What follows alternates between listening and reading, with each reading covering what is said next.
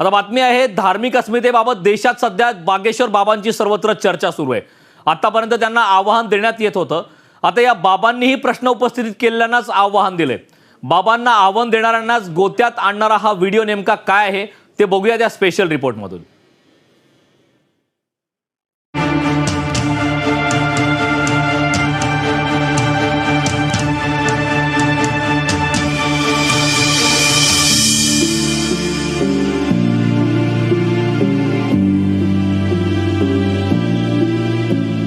बागेश्वर बाबांना कोण करतंय टार्गेट? बागेश्वर बाबांना प्रश्न तर मौलाना पाद्रींना का नाही? बागेश्वर बाबांनी का घेतला आक्रमक पवित्रा?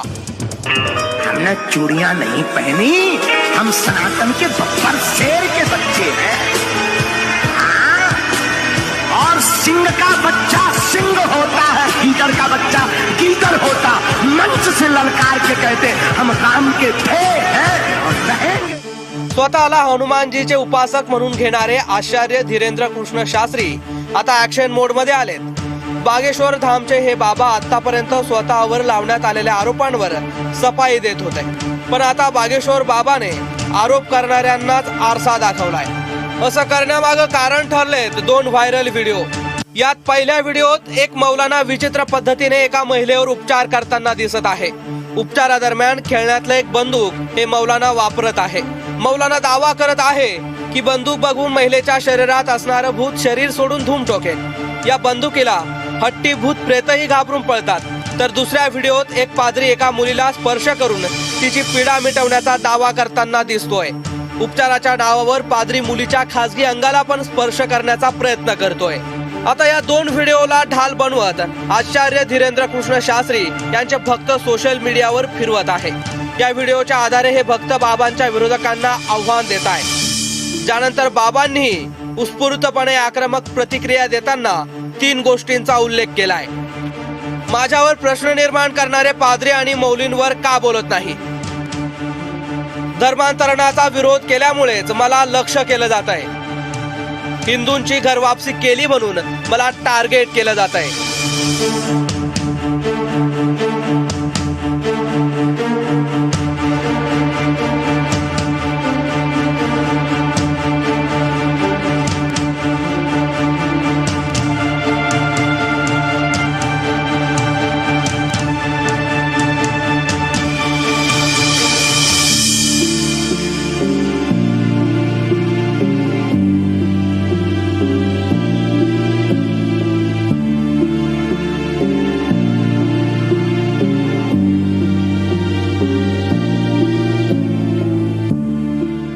हमारा कोई बंद कमरे का दरबार नहीं है, उनको सामना करना चाहिए। हमारा मुंह फट अपने कैमरे पर कोई भी चैलेंज कर सकता है। लाखों लोग आते हैं और दूध का दूध पानी का पानी हो जाए, चैलेंज की बात क्या? सीधे दरबार में आ जाओ, आके बैठो और अनुभव करो।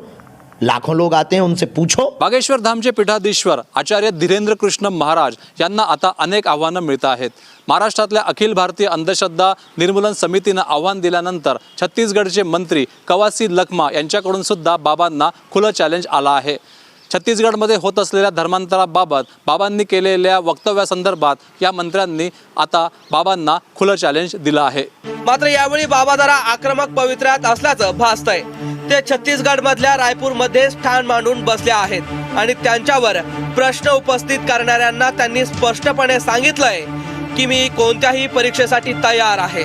ज्याला आव्हान द्यायचंय त्यांनी माझ्या दरबारात यावं। सनातनी हिंदू, सनातनी संत और सनातनी भक्तों पर टारगेट उठाना, उंगली उठाना बहुत सरल है, पर दूसरे धर्म के बारे में वो लोग जो है चीपटा नहीं करते, क्योंकि उन्हें पता है भारत में रहना मुश्किल हो जाएगा। इसलिए हम हिंदुओं को जगाने की बात करते हैं। आचार्य धीरेंद्र शास्त्री यांनी वारंवार हे स्पष्ट केलंय की ते कोणत्याही चमत्काराचा दावा करत नाही। ते केवळ भगवान हनुमानाची उपासना करतात, तरीही त्यांच्या पदरी आरोपांचे डाग लागतायत। अशातच काही सेक्युलर बाबांचे शक्तीवर प्रश्न निर्माण करताय। मात्र अंधश्रद्धा पसरवणारे काही मौलाना आणि पाद्रींवरही हे प्रश्न उचलवले जावेत अशी मागणी बाबा बागेश्वर यांच्या भक्तांनी उचलून धरली आहे। Bureau report, news state.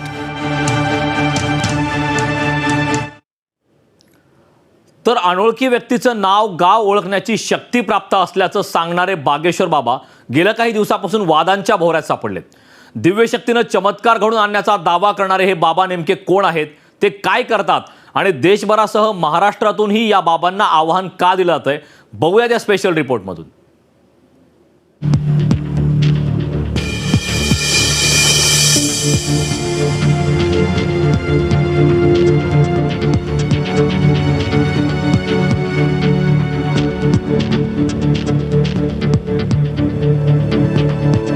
Bageshwar बाबांकडे खरंच दिव्य शक्ती आहे का? देशभरासह महाराष्ट्रातूनही आव्हान दिले जाणारे हे बाबा कोण? बागेश्वर बाबांच्या दरबारात नेमकं काय होतं? हजारो लोकांच्या गर्दीतून एखाद्या व्यक्तीला त्याच्या नावासह बोलवायचं, त्याला न विचारता त्याच्या सर्व अडचणींचा पाढा एका कागदावर त्याच्या नाव गावासह लिहायचा, अडचणीत असलेल्या व्यक्तीची अडचण सोडवण्याचा दावा करायचा, महिलांना भूतबाधा झाल्याचं सांगून त्यातून सुटकाही करण्याचा दावा करायचा. आणि या दाव्यांमुळेच बागेश्वर बाबांवर आता अंधश्रद्धा पसरवण्याचा आरोप केला जातोय. पण लाखो भक्त असणारा हा 26 वर्षीय तरुण नेमका कोण? जर का लोकांच्या श्रद्धेचा फायदा घेऊन दावा केला जातोय, तर अंधश्रद्धा आणि जादूटोना विरोधी कायद्यानुसार कारवाई का करण्यात येत नाहीये, हे प्रश्न उपस्थित होत आहेत. विज्ञानप्रेमी आणि अनिष्ठा कार्यकर्त्यांकडून सुद्धा हे प्रश्न विचारले जात आहेत. त्यामुळे आधी बोलूयात बागेश्वर महाराजांच्या दरबाराविषयी, कारण इथंच प्रश्न निर्माण होतील असे सगळे प्रकार घडत आहेत. बागेश्वर महाराजांच्या दरबारात काय होतं? बागेश्वर धाम सरकार मध्य प्रदेशच्या छतरपूर जिल्ह्यात आहे. बागेश्वर दरबारात लाखो श्रद्धाळू आपसी समस्या घेऊन येत असतात. बागेश्वर बाबा हे बागेश्वर धाम सरकार नावानं जगभरात प्रसिद्ध आहेत. त्यांचे व्हिडिओ सोशल मीडियावर पसंत केले जातात. त्यांच्या दरबारात रामकथा वाचन आणि कृष्णलीला वाचन होतं. दरबारात लोकांच्या मनातल्या गोष्टी ते ओळखतात. एवढंच नाही तर व्यक्तीचा मोबाईल क्रमांक आणि त्याच्या घरातल्या वस्तूंबद्दलही महाराज सांगतात. अडचणीत असलेल्या व्यक्तीचं नाव, गाव, अडचण ती व्यक्ती सांगण्याआधीच महाराज त्यांच्याकडे असलेल्या वहीवर लिहून काढतात. महाराष्ट्राचे उपमुख्यमंत्री देवेंद्र फडणवीस यांनी गेल्या 2 आठवड्याभरापूर्वीच बागेश्वर महाराजांची भेट घेतली. ज्यानंतर बागेश्वर महाराजांवर घेण्यात आलेल्या आक्षेपात सतत फडणवीसांचाही उल्लेख होतोय. तेव्हा जाणून घेऊयात काय आहे. महाराष्ट्राचे उपमुख्यमंत्री देवेंद्र फडणवीस यांनी 2 आठवड्यापूर्वीच बागेश्वर महाराजांची भेट घेतली. त्यानंतर बागेश्वर महाराजांवर घेण्यात आलेल्या आक्षेपात सतत फडणवीसांचाही उल्लेख होतोय. तेव्हा जाणून घेऊयात काय आहे देवेंद्र फडणवीस आणि बागेश्वर महाराजांचं कनेक्शन. देवेंद्र फडणवीस यांनी 2 आठवड्यापूर्वी बागेश्वर महाराजांची भेट घेतली. यावेळी बागेश्वर महाराजांनी त्यांना शाल घालून त्यांचं स्वागत केलं होतं. बागेश्वर दरबारातच फडणवीस यांनी महाराजांचं दर्शन घेतलं. बागेश्वर महाराज सनातन धर्माचं महत्त्व सतत आपल्या उपदेशातून लोकांना सांगत असतात. फडणवीस हेही सनातन धर्माच्या मार्गावर चालणाऱ्या RSSचे स्वयंसेवक. देवेंद्र फडणवीस आणि बागेश्वर महाराज या मुद्द्यावर एकविचारी असल्याचं स्पष्ट होतंय. मैं ऐसा मानता हूं कि प्रभु श्री राम जी ये हमारे लिए केवल ईश्वर नहीं है, तो वो हमारे राष्ट्र पुरुष भी है. और हम सभी को जीवन की राह ये प्रभु श्री राम जी के जीवन से मिलती है. और रामायण जी एक ऐसी व्यवस्था है कि जो हम सभी को एक प्रकार से जीवन की शुद्धता की ओर ले जाती है. इसलिए मैं शास्त्री जी का भी बहुत बहुत आभार व्यक्त करता हूं कि उन्होंने नागपुर में प्रभु श्री राम जी के साथ और हमारे बागेश्वर बालाजी के साथ हम सभी को मिलाया. और इसी प्रकार से बागेश्वर बालाजी की कृपा हम सभी पर बनी रहे.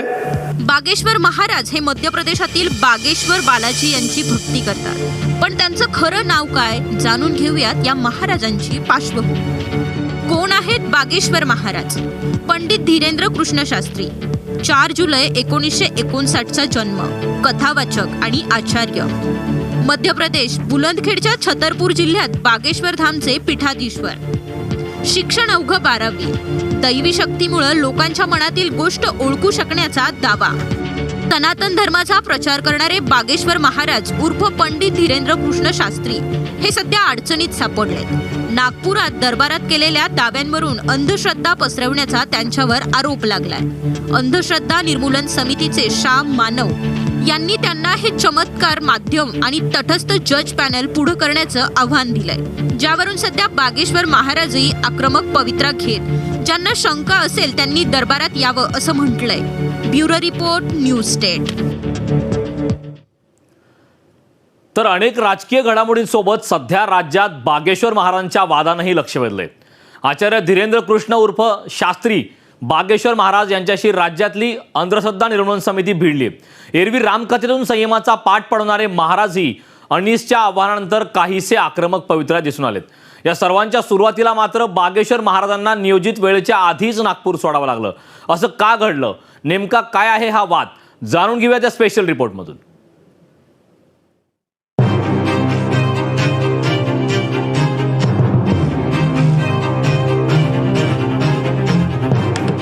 नागपुरात बागेश्वर महाराजांना का गुंडाळावा लागला दिव्य दरबार.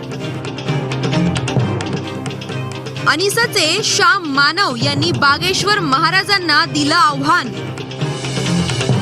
बागेश्वर महाराज पुन्हा नागपुरात दिव्य शक्ती दाखवतील का? नागपुरातलं रेशीमबाग मैदान. तारीख 5 ते 13 जानेवारी. बागेश्वर महाराजांचा 9 दिवसीय रामकथेचा कार्यक्रम ठरला होता, पण दरबाराचा समारोप नियोजित वेळेच्या आधीच करावा लागला, कारण नागपूरमधल्या अंधश्रद्धा निर्मूलन समितीनं बागेश्वर महाराजांच्या दरबारावर आक्षेप घेतला होता. एवढंच नव्हे तर 18 तारखेला धीरेंद्र महाराज के दिव्य शक्ती की पोल खोल असा स्वतंत्र कार्यक्रमच अनिसनं घेतलाय. आमच्या सभांमध्ये असा गोंधळ घालण्याचा प्रयत्न कधी सक्सेस होत नाही आणि हे काम पोलिसांचं आहे. पोलिसांचं हे कर्तव्य आहे की त्यांनी का गोंधळ घालावा. मला माझे विचार ठेवण्याचा अधिकार दिलेला आहे. मी त्यांच्या दरबारात जाऊन गोंधळ घातला काय महाराजांच्या? नागपुरात तेवढी ताकद तापली आहे ना गोंधळ घालण्याची, पण करतो का आपण कधी? आजपर्यंत एकदा तरी केलेलं आहे का? आम्ही निदर्शनं करताना सुद्धा पोलिसांना आधी सांगून शांतपणे निदर्शनं करतो. आणि स्वतः गृहमंत्री जर देवेंद्र फडणवीस आहे आणि ते तुमच्या दर्शनाला आले होते, तर नागपूरसारख्या ठिकाणी येऊन स्वतःची दिव्य शक्ती सिद्ध करण्यासाठी तुमचा काय प्रॉब्लेम आहे? जर तुम्ही रोज हे ओळखता, नाव ओळखता, पिताजीचं नाव ओळखता, वय सांगू शकता, टेलिफोन नंबर सांगू शकता, त्यातला एखादा मुद्दा तुम्हाला सांगता येत नसेल तर 4 पैकी 3 निवडा, मला काही प्रॉब्लेम नाही. एक मुद्दा आपण गाळू. बागेश्वर महाराज नागपुरात आल्यावर नेमकं काय झालं होतं ते आता बघूयात. बागेश्वर महाराज आणि नागपूर कनेक्शन. धीरेंद्र कृष्ण महाराज यांच्या श्रीराम कथेचं 5 ते 13 जानेवारी दरम्यान नागपुरातल्या रेशीमबाग मैदानात आयोजन करण्यात आलं होतं. 7 आणि 8 जानेवारीला सकाळच्या सत्रात दिव्य दरबार पार पडला. नियोजनानुसार 13 जानेवारीला यज्ञ पूर्णाहुती होणार होती, मात्र त्यापूर्वीच दरबाराचा समारोप करण्यात आला. ज्या काळात नागपुरात विद्यापीठात सायन्स काँग्रेस सुरू होतं, त्याच काळात रेशीमबागमध्ये बागेश्वर महाराजांचा दरबार सुरू होता. या दरबारात लाखोंच्या संख्येनं स्त्री पुरुष तासनतास हजेरी लावत होते. दरबाराचं स्वरूप एका बाजूला रामकथा तर दुसरीकडे दिव्य दरबार असं होतं. रामकथेला कुणाचाही विरोध नाही हे ओळखून महाराज त्यांचा दिव्य दरबार भरवत होते. यात महाराज लोकांच्या तब्येतीच्या, प्रेमसंबंधाबाबत, कौटुंबिक, आर्थिक समस्या सोडवण्याचा दावा करत होते. हा एक प्रकारे अंधश्रद्धेचाच प्रकार होता असं अनिसनं स्पष्ट केलंय. आता एवढं सगळं झाल्यानंतरही बागेश्वर बाबांवर कारवाई का नाही? महाराष्ट्रात जादूटोना विरोधी कायदा आहे आणि महाराज करत असलेले चमत्काराचे प्रकार हे त्या कायद्याचा भंग करणारे आहेत. पोलीस यंत्रणेनं स्वतःहून बागेश्वर महाराजांविरुद्ध कारवाई करणं अपेक्षित होतं असं अंधश्रद्धा निर्मूलन समितीचे श्याम मानव यांनी सांगितलंय. त्यानंतरही प्रशासनानं याकडे जाणीवपूर्वक दुर्लक्ष केल्याचं चित्र आहे. मात्र हिंदुत्ववादाचा पुरस्कार करणारं सरकार सनातन धर्माची शिकवण देणाऱ्या महाराजांवर कशी कारवाई करेल, हाही प्रश्न उपस्थित होतो. आता बघूयात काय आहे श्याम मानव आणि बागेश्वर महाराज यांचा वाद. नागपुरात बागेश्वर महाराजांचा दरबार वेळेच्या आधी आटपावा लागल्यानंतर अनिसचे श्याम मानव यांनी महाराजांना खुलं आव्हान दिलंय, ज्यानंतर बागेश्वर महाराजांनीही काहीशा आक्रमक पावित्र्यातच त्याचं प्रत्युत्तर दिलंय. बघूयात श्याम मानव यांचं नेमकं आव्हान काय आहे. हम ये आह्वान नागपुर के पत्रकारों के सामने कंडक्ट करेंगे. एक पंच कमेटी जो तटस्थ होगी उनके सामने ये कंडक्ट किया जाएगा. फॉर्ड एंड प्रूफ कंडीशंस के अंदर ये होगा ताकि कोई भी जानकारी आप तक ना पहुंचे, इस ढंग की व्यवस्था की जाएगी. और ऐन वक्त पर 10 आदमी आपके सामने हाजिर किए जाएंगे. उनके नाम, उनके पिताजी के नाम, उनकी उम्र और फ़ोन नंबर आप बताइए. और बाजू के ही रूम में जहाँ ये कंडक्ट किया जाएगा पत्रकार भवन में, उसके बाजू के ही रूम में हम 10 चीज़ें रखेंगे जिसका बाकायदा वीडियो रिकॉर्डिंग होगा. और वो भी आप अपने दिव्य शक्ति से जानिए और बताइए. 2 बार ये कंडक्ट किया जाएगा क्योंकि पहली बार गलती हो सकती है, इसलिए रिपीटेशन की आवश्यकता है. और दिव्य शक्ति तो आप बार बार रोज उसका उपयोग करते हो, इसलिए आपको कोई प्रॉब्लम नहीं होना चाहिए. और दोनों बार अगर आप 90% से ज़्यादा करेक्ट कहते हो तो अखिल भारतीय अंधश्रद्धा निर्मूलन समिति का 40 सालों से जो आह्वान दे रहे हैं उसका भी 30 लाख रुपए का पारितोषिक है, वो आपको मिलेगा. अगर आपको पैसे नहीं चाहिए तो वैसे ही आप आइए, केवल दिव्य शक्ति सिद्ध करने के लिए आइए. और 2 बार आप अगर ये सिद्ध कर पाए 90% करेक्ट, तो मैं आपके चरणों पर माथा टेकूंगा, आपसे माफी मांगूंगा. आता बघूयात बागेश्वर महाराज यांचा नेमका दावा काय आहे. नागपुर वाले विषय पर उन्होंने कोई भी लीगली चुनौती नहीं दी, न कार्ड भेजा. हमने उनको रायपुर आह्वान किया तो दूध का दूध पानी का पानी हो जाएगा. लेकिन नागपुर वाले विषय में हम समिति के अध्यक्ष से कहेंगे, कभी आपने पादरी के ऊपर उंगली क्यों नहीं उठाई? वो जो धर्मांतरण करते हैं उसके ऊपर आपने उंगली क्यों नहीं उठाई? हम कभी भी अंधविश्वास नहीं फैलाते. हनुमान जी के नाम से प्रार्थना करते हैं और किसी का कल्याण हो जाता तो ये हमारा इष्ट चमत्कार. आपने कहा जादू टोना, तो क्या इष्ट को प्रार्थना करना जादू टोना है? इष्ट को प्रार्थना करके लोगों का कल्याण हो जाना, अपने हनुमान जी से प्रार्थना करना, क्या जादू टोना है? बागेश्वर महाराज खरंच लोकांच्या मनातलं ओळखतात का? हे तर आता तेव्हाच स्पष्ट होईल जेव्हा बागेश्वर महाराज श्याम मानव यांचं खुलं आव्हान स्वीकारतील. तुर्तास तरी लाखो भक्तांचं महाराजांच्या भूमिकेकडे लक्ष लागून आहे. Bureau report, news state.